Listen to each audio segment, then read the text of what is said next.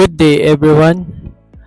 Today naman ang topic natin is about paano gumawa ng template ng photo booth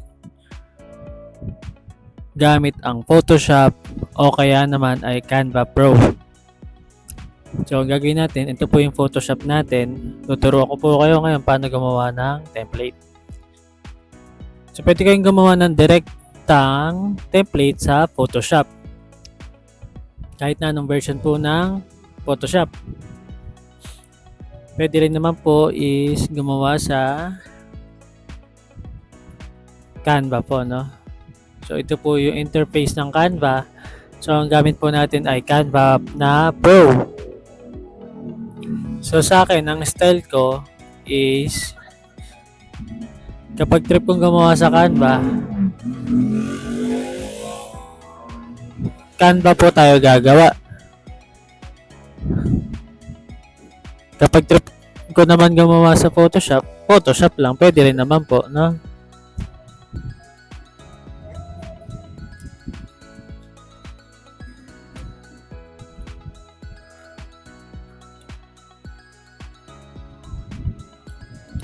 Sample, gagawa tayo sa Canva. Ito po yung style ko paggawa ng template ng photo booth. So pupunta lang po kayo sa Create, Customize, palitan nyo itong pixels ng inches. Tapos ang gagawin natin are 4x6 na template. So 4 inches yung width, 6 inches yung height. Tapos create design lang po. Pag gagawa kayo ng design, pwedeng minimalist lang, no? Para simple lang po. So this time, gawin pala natin yung pa landscape, no? Resize lang natin to. Pindutin nyo lang yung resize, custom size, tapos gawin nyo lang tong 6. Tapos ito naman po ay 4. Tapos resize the design lang. So sa photo booth or sa DSLR booth na program,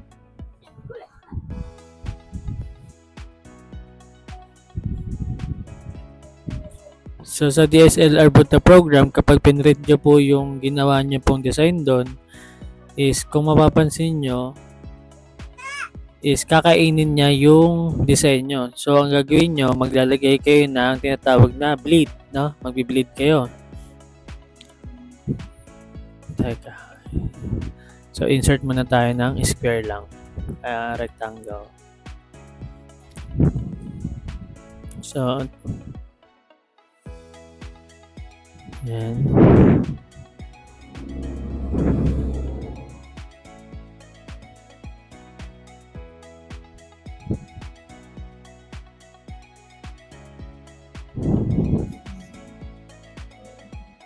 Yan, kung mapapansin nyo, hindi ko sinagad yung border natin. Kasi pag na-print to sa printer, automatic, ang mapiprint lang niya, kumbaga, ito lang yung kulay, yung may kulay na nasa loob, yung nilagyan ko ng square. So, yung nalagyan ko ng square na yan, dyan lang tayo gagawa ng design. Bleed po ang tawag dyan, yung nasa labas, yung kulay puti, no? Bleed po, no? So, tanggalin lang natin yung kulay. Lagyan natin ng border na 1. Tapos, ilalak nyo lang po para hindi siya magagalaw. So itong nasa loob nito, dito lang kayo gagawa ng design. So kung ang plano nyo ay 4 lang na picture, unang niyang gagawin is maglalagay kayo ng rectangle. Lagay tayo rectangle. Siyempre, pag normally, ang design, isang malaki,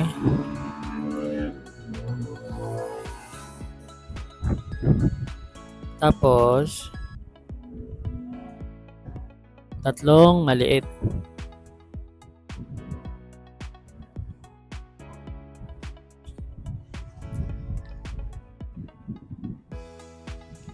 So, copy-paste nyo lang po ito.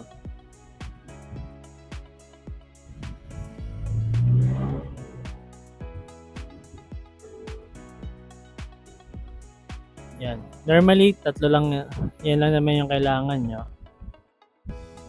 Tatlong design, tapos isang malaki, na. Tapos dito naman yung may birthday. For example, para minimalist lang.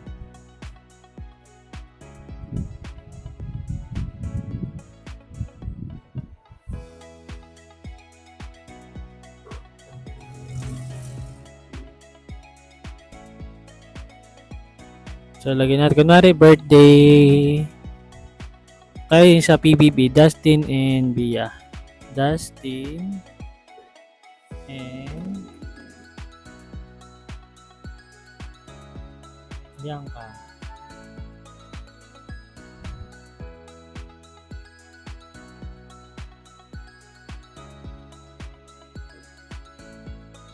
Tapos lagyan nyo lang ng heart kung gusto nyo may heart. Na? Heart.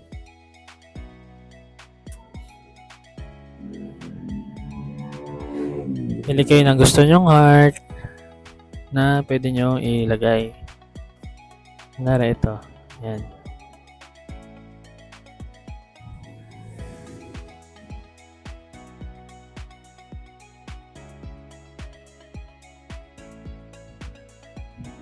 Diba? Simple lang. Tapos, lagyan nyo lang ng date. Okay na yun. Okay. 05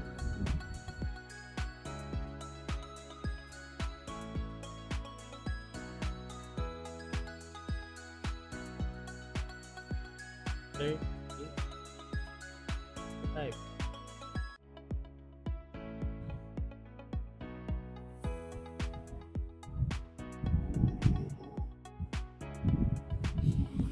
Ayan, kunyari ito. Tapos lalagyan nyo lang ng border to. Lagyan nyo lang ng border na mga 3. Okay. Tapos, di ba may bleed tayo dito sa labas? Kunyari, ito na yung template nyo, tapos na. Saka ko naman, kiklik tong bleed na ginawa ko, or yung itong imaginary na border ko. Click ko to. I-unlock ko lang. Saka ko dahil tapos ko na yung template ko, i-delete na natin yan. Okay. I-delete ko na. So, yan yung pinaka-design natin. No? So, ang gagawin natin, save ko lang to. Download lang natin as PNG. Download.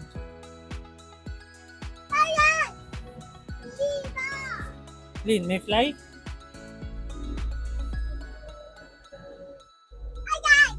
Where's the fly? Where's the fly?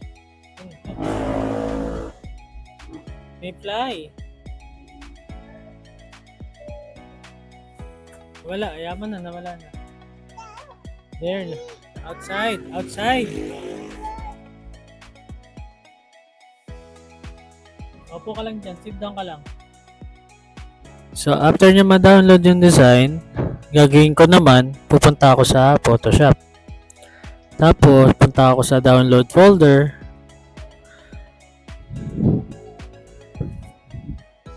So, ito na yung ginawa nating design sa Canva.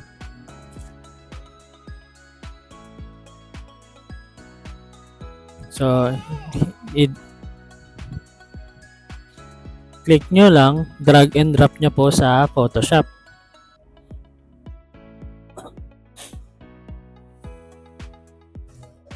So, after nyo ba-drag and drop sa Photoshop, ang next step nyo gagawin nyo is kailangan nyo ng PNG na output. So, tatanggalin lang natin tong mga nasa loob ng square, yung kulay gray, no? Tanggalin natin yan para butas. Mabubutas siya. So, pindutin nyo lang itong magic eraser.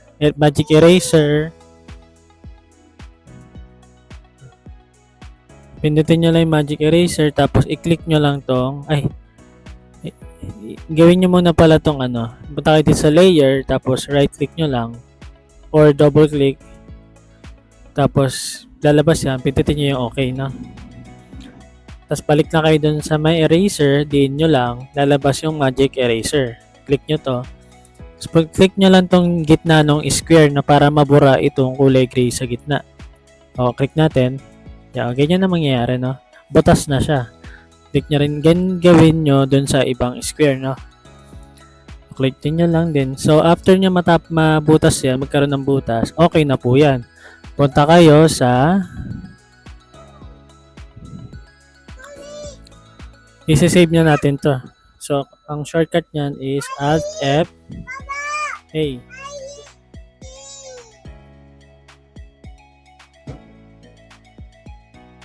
Punta kayo sa Alt F, tapos punta nyo lang yung Save As.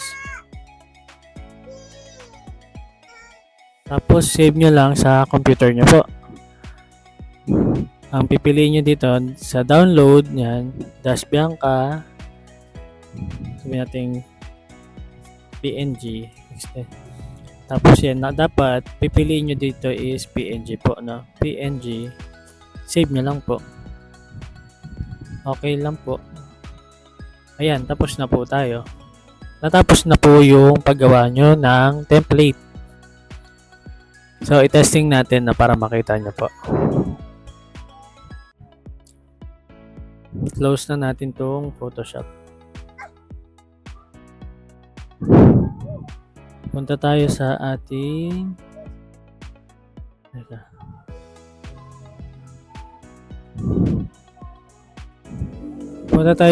DSLR boot.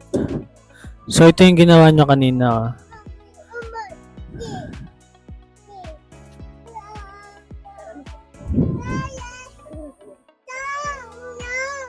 So, ito po yung DSLR boot. Example, yung ginawa natin kanina. Ano ba yun? Yung birthday ko. Sige, i-launch natin.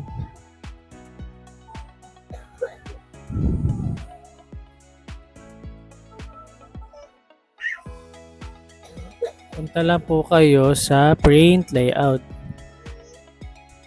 Tapos dito, gagawin nyo, may nakalagay na. I-delete nyo lang po itong nasa layer. Delete natin to. Delete natin. Delete nyo lang po yung mga layer po. Click delete. Click nyo lang sabay delete para mabara. So ito pong kulay puting na to ay naka-size po ng 4x6.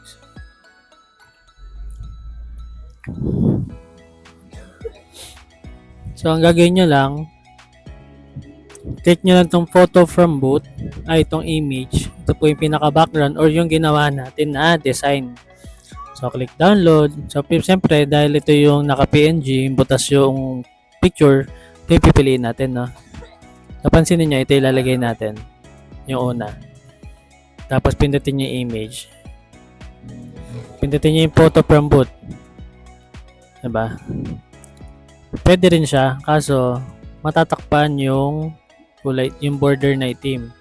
Hindi nyo siya malalagay sa likod. Dapat nasa likod lang siya. Ayan, natatakpan, di ba? Hindi nyo siya pwedeng, pag nilagay nyo siya dito sa ilalim, so napunta kayo sa layer, ito, sa may arrow, didiinan, drag and drop nyo, hatakan nyo sa baba, di ba? Mawawala yung picture. Ayan. So, ibig sabihin, mali yan. Mali yung template nyo. Delete nyo siya. Delete nyo rin yung template. Add image lang muna tayo.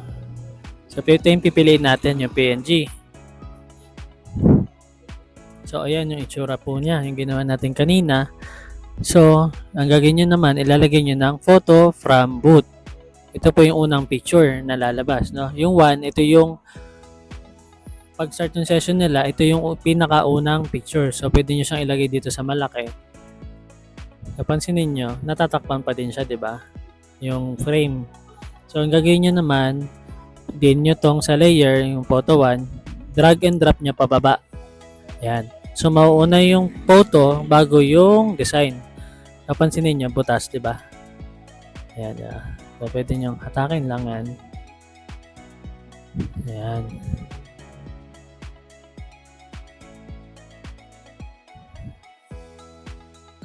So, ayan yung picture now. unang picture. So, pindutin nyo itong ulit, photo from boot. Yan. So, sa taas na naman siya, ibaba niya lang. Kasi, hatakan niya lang po, no? Yan yung second na picture. So, para sa pangatlong picture, click nyo lang po yung photo from boot. Ito yung 3.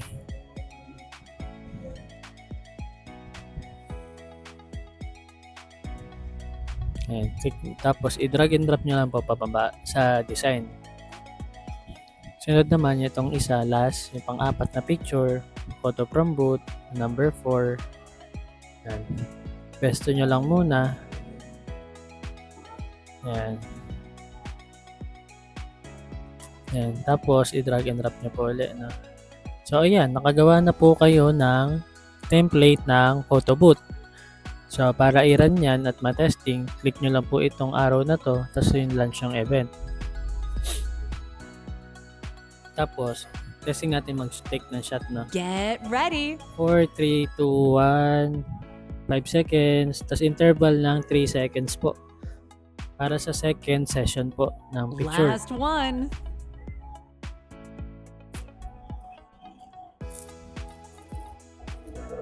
Say cheese! Tapos, Okay, ito yung last, smile. pang-apat na picture. After nyan, lalabas na yung Ooh, template. looking na ginawa. good. Share your Yun po, photos. diba? Pag na-print po yan, sakto po yan sa print. Naka-auto-print po yan kaya lumabas itong notification ng printer. Ganyan po ang itsura ng ganyan po gumawa ng template ng photo booth. So, kung nagustuhan niyo po yung video, pa-like and share po. No? Abangan niyo po yung susunod na video natin kung interesado po kayo sa photo booth. Thank you!